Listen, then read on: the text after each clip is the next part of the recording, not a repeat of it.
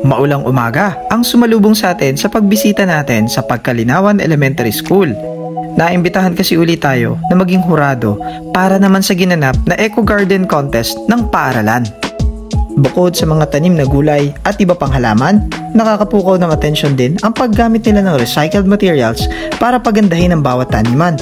Gumamit sila ng mga lumang gulong, plastic bottles, empty gallons at marami pang iba. Kahit mga lumang bag at lumang pantalon, napakinabangan sa pagpapaganda ng garden. Sino ba naman ang hindi mamamangha sa ganda ng mga garden na pinagtulungan disenyuhan ng mga magulang at guro ng paaralan?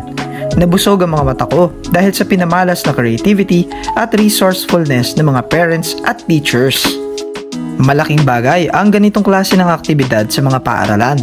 Sa ganitong paraan kasi, nabibigyan ng pagkakataon ang komunidad na makibahagi sa tamang segregation, recycling at pagtatanim na makabubuti hindi lang sa kalikasan kundi para na rin sa pamayanan. Ang pinakamasayang parte ng pagdalo sa ganitong mga event ay ang makakilala ng mga bagong kaibigan at makapagbahagi ng kwento at inspirasyon.